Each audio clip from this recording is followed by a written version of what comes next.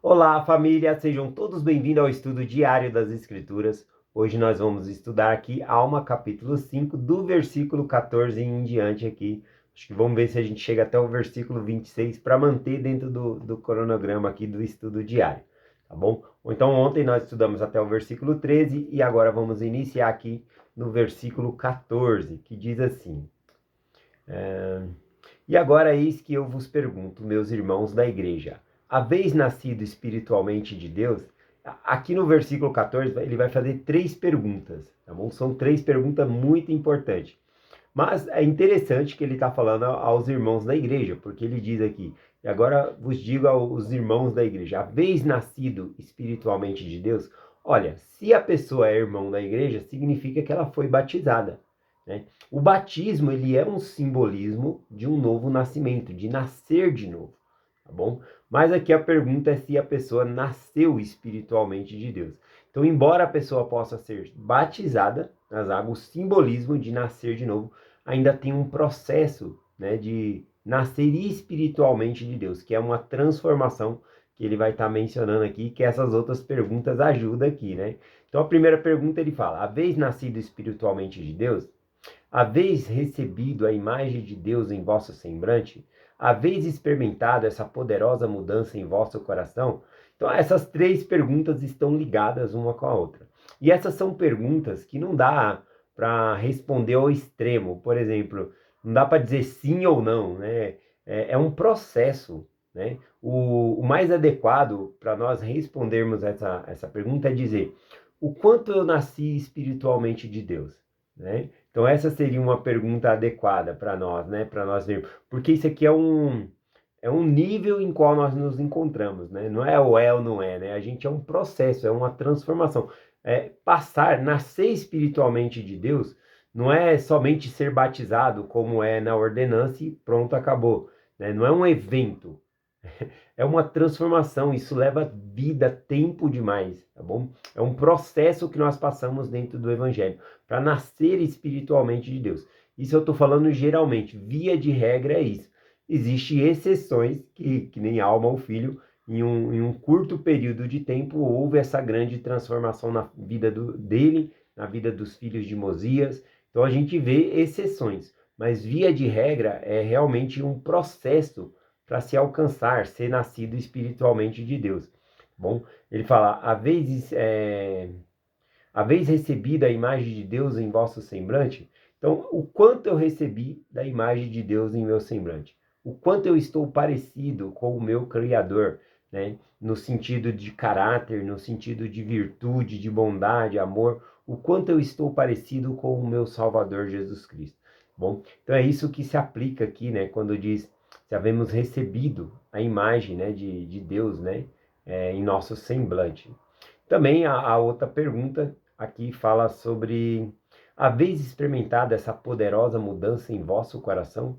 Agora, o quanto dessa mudança eu tenho experimentado no meu coração? As outras perguntas vão ajudar a gente aqui nessa questão, tá bom? Falando sobre receber a imagem de Deus em nosso semblante, nós cada vez mais se parecer com o Senhor. Existe uma escritura, sempre quando eu compartilho essa escritura, eu gosto muito de voltar lá no Velho Testamento, em Deuteronômio, capítulo 21, o versículo 22 e o 23, né? Lá existe uma lei que mesmo se uma pessoa foi julgada, réu de morte, juízo de morte, ela seria pendurada no madeiro. Pendurada no madeiro não seria a cruz, tá bom? A morte de cruz era para os romanos. A gente está aqui em Deuteronômio, capítulo 21. Quem está falando é Moisés. Então, a morte no madeiro aqui que ele menciona é ser pendurado num tronco, né? Ou numa árvore, como enforcado. É esse tipo de morte aqui. Eu vou ler o versículo, aí fica mais fácil de eu explicar. Diz assim, ó. Quando também em alguém houver pecado digno de juízo de morte, ou seja, a condenação da pessoa é a morte, porque talvez ela matou outra pessoa e olho por olho, dente por olho. Então a condenação da pessoa era a morte. Mesmo assim, diz assim: e for morto, quando pendurares no madeiro, o seu cadáver não permanecerá no madeiro, mas certamente enterrarás no mesmo dia. Então, mesmo que fosse uma pessoa que foi julgado e foi digno de morte, né? O crime que ele cometeu foi tão grande que ele teria que morrer também, né? Era uma condenação ali. Mesmo assim, essa pessoa, que é um bandido, que é um criminoso, um assassino, ainda assim o corpo dele não poderia permanecer lá pendurado, se decompondo e se destruir sozinho com o tempo, tá bom? Ele fala que deveria ser enterrado no mesmo dia. Por quê? Porque mesmo sendo um bandido, todas as pessoas foram criadas à imagem e semelhança de Deus, tá bom? Então nós devemos enxergar nas pessoas a imagem e semelhança de Deus, porque a imagem e semelhança de Deus é o que nós somos criados. Claro que de acordo com o que obedecemos ao Senhor, o nosso semblante muda. A gente se torna mais parecido com o Senhor. Por isso que a pergunta aqui fala, a vez a mudança, o semblante. Deixa eu ler de novo aqui, ó. Haveis recebido a sua imagem em vosso semblante, haveis recebido a imagem de Cristo em vosso semblante, essa é a questão. Lá em Moisés, capítulo 5, versículo 21, por exemplo, quando Caim, ele oferece uma oferta que não é a que o Senhor pediu, né? Era justamente, tem uma observação que caiu-lhe o semblante. Quando nós desobedecemos a Deus, o nosso semblante cai também. Então vamos ver lá. Mas para Caim e para a sua oferta ele não atentou. Ora, Satanás sabia disso e alegrou-se. Caim ficou muito irado e decaiu-lhe o semblante. Veja que o semblante dele caiu quando ele ficou irado. Bom, então ira, sentimentos de raiva, essas coisas nos decaem o semblante. E o Senhor disse a Caim: por que está irado e por que lhe decaiu o semblante? Veja, então por que ele estava com raiva? Esses sentimentos não fazem a gente ter o semblante de Cristo, tá bom?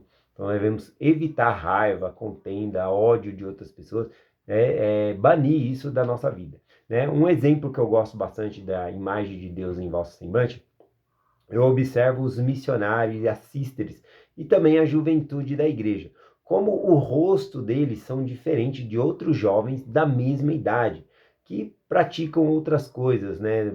Por exemplo, que são usuários de drogas ou dependentes químicos.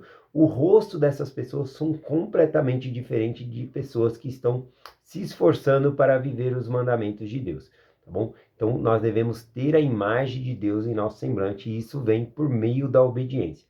Veja novamente, todos nós fomos criados à imagem e semelhança de Deus, mas devido à obediência a Deus, o nosso semblante se modifica. A gente é mais feliz ao obedecer a Deus. Continuando aqui, vamos lá para as próximas perguntas aqui, o versículo 15 em diante. Exerceis fé na redenção daquele que vos criou? Olhais para o futuro com os olhos da fé e vedes esse corpo mortal levantando-se de imortalidade e esta corrupção levantada em incorrupção, para apresentardes diante de Deus para ser julgados de acordo com as obras feitas no corpo mortal? Bom, a gente observa uma coisa aqui. Os versículos, né, que nós lemos ontem, né, do versículo 1 ao 14, ele falou muito de lembrar do cativeiro dos pais, falou muitas das coisas da bondade de Deus no passado, das bênçãos que eles receberam no passado. Então, as perguntas eram relacionadas ao passado. Agora ele vai direcionar as perguntas para o futuro, né, como ele está fazendo aqui agora, para ver, né, como ele falou aqui, ver esse corpo. Você consegue ver que esse corpo seu, que está decompondo, que está se envelhecendo, enrugando, ele vai ser ressuscitado, ele vai permanecer, ele vai comparecer perante Deus perfeito, imortal? É esse o sentido. Então agora ele está fazendo perguntas relacionadas ao futuro. Então todos seremos levados perante Deus para sermos julgados. Em que condições nós queremos estar na presença de Deus? São as demais perguntas. Então ele fez perguntas do passado e agora ele está fazendo perguntas sobre o futuro. Olhar com fé, saber que você vai estar diante de Deus, nós estaremos diante de Deus. Então, isso é para nos ajudar no quê? Não é para a gente ter medo, é para nos ajudar no presente, tá bom? Para nós modificarmos nossa vida agora. Esse é o sentido dessas perguntas. Pergunta do passado, pergunta do futuro, para nos ajudar no presente agora. Então, essa é a perspectiva. Veja aqui no versículo 16 em diante. Digo-vos, podeis imaginar, novamente, ele está falando do futuro, né? Podeis imaginar ouvir a voz do Senhor dizendo naquele dia: vinde a mim, bendito, pois eis que as vossas obras foram obras de retidão na face da terra. Ou imaginais que podeis mentir ao Senhor naquele dia, dizendo: Senhor, nossas obras foram retas na face da terra, e que ele vos salvará? Ou de outra maneira podeis imaginar, ante o tribunal de Deus, com a alma cheia de culpa e remorso, tendo uma lembrança de toda a vossa culpa, sim, uma perfeita lembrança de todas as vossas iniquidades, sim, uma lembrança de que haveis desafiado os mandamentos de Deus. Então, a pessoa fazer os convém e não cumprir, está desafiando os mandamentos de Deus. Aqui, ele não está falando simplesmente de uma quebra de mandamento. É a pessoa permanecer no pecado. Esse que é o problema. A gente cai, a gente erra, tem que se arrepender, voltar-se para o Senhor. Bom, o problema é a pessoa permanecer no pecado e não querer mudar. Pergunto-vos, podeis naquele dia olhar para o Deus com o coração puro e mãos limpas? Coração puro, sentimento, mãos limpas, trabalho, não é só ter o coração limpo, mas trabalhar também na obra do Senhor. Pergunto, podeis levantar os vossos olhos, tendo a imagem de Deus gravada em vosso semblante? Esse gravado em vosso semblante aqui, né? Novamente trazendo aqui o semblante de Cristo gravado em nós. Essa palavra gravada, ela é bem interessante, porque Jacó, no capítulo 4, ele menciona que ele não escreveu muitas coisas em placas devido à dificuldade de gravar em placa. Era muito difícil criar esses registros em placa. Mas ele mesmo menciona que tudo que não fosse gravado em placas pereceria, se perderia. E aquilo que eles escrevessem em placa, gravassem em placa, permaneceria. Então, já que o espaço era pouco, né, ele tinha que gravar as coisas mais importantes. Então, gravar é coisas que vão durar, tá bom? Então, o que eu quero deixar gravado em mim para minha filha? Né? Que eu vivi o evangelho, que eu fui fiel, que eu servi a Deus. Eu quero deixar esse legado para minha filha. Então, eu tenho que gravar isso. Então, tantas coisas para fazer, o mais importante é isso, deixar esse legado para minha filha. Claro, gravar em mim significa eu me tornar uma nova pessoa. Eu vou ser beneficiado. Mas eu estou usando o exemplo de Jacó 4, né, que fala de gravar em placas, que era o que é mais importante. Então eu devo gravar em mim também o que é mais importante, tá bom? Vamos continuando aqui, né? Então ele falou se eu posso levantar os olhos, né, e olhar para Deus. Normalmente, quando nós estamos com vergonha ou devendo uma pessoa, a gente vai se esconder e vai olhar para baixo, a gente está com vergonha daquela pessoa. Então, como que nós vamos olhar perante Deus se nós desafiamos os mandamentos de Deus, se nós não queremos viver os mandamentos de Deus? Né? É difícil, é complicado isso. Bom, eu gostei muito dessa semana do estudo do Vem Segue pelo Lucas Guerreiro na Central das Escrituras. Ele trouxe lá uma experiência do Elder Hezbollah, né, que é do coro dos 12 apóstolos. E ele conta que quando ele trabalhava com cirurgia no hospital, e ele ficava cansado, né? E ele vinha para casa, quando dava tempo, ele vinha, pegava a família e ia para a igreja, no domingo, né? Quando ele dava tempo. E certa vez, né, ele falou, se eu esperar só um pouco, porque o que acontecia? Se ele não chegasse a tempo em casa, a mulher juntava as crianças e ia. Era o combinado que tinha entre eles, não era para deixar de ir na igreja. Então a mulher juntava os filhos e ia para a igreja se ele não chegasse até aquele tempo limite ali. E certa vez ele estava tão cansado, mas tão cansado. E aí ele pensou, se eu chegar agora em casa, né, eu vou ter que ir para a igreja. Então eu vou esperar mais um pouquinho, vou caminhando devagar, até dar o horário da minha esposa com os filhos já ir. E aí eu chego em casa e eu tiro uma soneca, tiro descanso, eu estou precisando disso. E aí eu gostei muito dessa experiência que o Lucas compartilhou, porque o Elder Hezbollah, ele compartilha que ele deitou, tentou descansar, mas não conseguiu. Por quê? Ele decidiu que ele tinha que ir para a igreja. Esse é o ponto central. Será que mesmo eu cansado, não indo na igreja, mesmo que seja um motivo válido, né, como o do Elder Hezbollah aqui, né, mas ele se arrepende, nesse discurso ele fala que ele se arrependeu desse pensamento e começa a ir. Será que eu posso olhar para Deus e falar assim, eu não fui porque eu estava cansado, vendo todo o sofrimento que Cristo passou por mim? Né? Será que vai ser válido isso? é algo que eu fiquei pensando durante a mensagem que o Lucas Guerreiro estava compartilhando.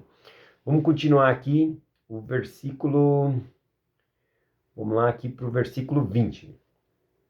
Pergunto-vos, podeis pensar em ser salvo quando haveis deixado subjugar pelo diabo?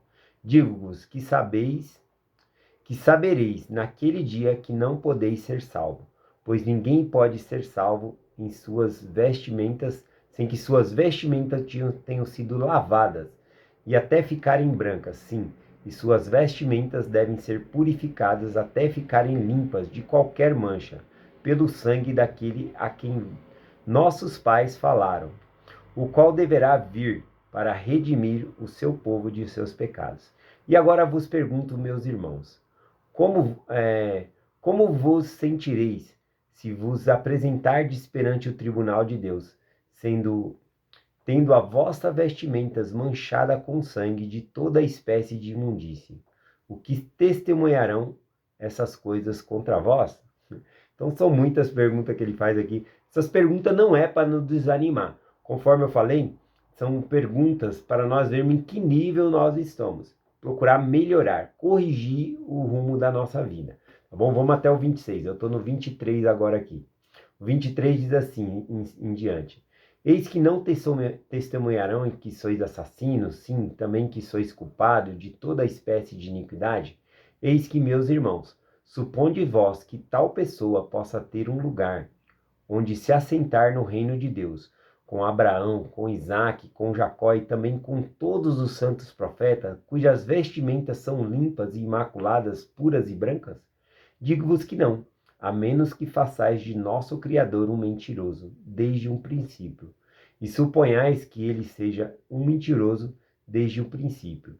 Não podeis supor que esses possam ter um lugar no reino dos céus, mas serão expulsos, porque são os filhos do reino de diabo. Porque ele está falando que se a pessoa acredita nisso, ele está fazendo de Deus um mentiroso, né? Porque Deus prometeu que nada impuro pode entrar no reino de Deus. Então nós não podemos permanecer em nossos pecados com as vestimentas sujas, como ele está citando aqui, e ainda assim permanecer na presença de Deus. Não tem como. Versículo 26, para finalizar, ele diz assim: E agora eis que vos digo, meus irmãos, haveis experimentado essa mudança em vosso coração? Haveis sentido o desejo de cantar o cântico do amor que redime? Eu perguntaria, podeis agora sentir isso? Bom, aqui, né, essa parte, o cântico do amor que redime, você pode sentir a alegria, assim, vontade de cantar essas coisas. Viver o evangelho é para nós sermos felizes. Você tem a vontade de cantar? Tem vontade de ser feliz? Esse é o ponto. E aí ele fala uma coisa bem interessante. Podeis agora sentir isso? Agora, no presente, você pode sentir isso? Você lembra de quando nós estamos na presença do Senhor, sentindo super bem? Então, esse sentimento também tem que ter agora. Eu não posso viver só de experiências do passado, de quando eu fui para a missão, ou de coisas que estão longínquas. Eu tenho que renovar minhas forças diariamente. Eu tenho que ter um testemunho diário. Tenho que procurar sentir isso sempre, né? Mas se você não está sentindo agora, e se eu não estou sentindo agora, o que eu devo fazer? Procurar ver o que eu tenho que corrigir para sentir essas coisas, para que eu possa sentir o amor de Deus em minha vida agora, ter o testemunho de Deus na minha vida agora, tá bom? Então, amanhã, a partir do versículo 27, eu parei no 26 aqui, ele vai respondendo isso, ele vai trazer perguntas sobre isso. Como que eu posso fazer para mudar, para ter esses sentimentos agora? Tá bom? Então é essa a mensagem que eu compartilho com vocês aqui. Em nome de Jesus Cristo. Amém. Até amanhã.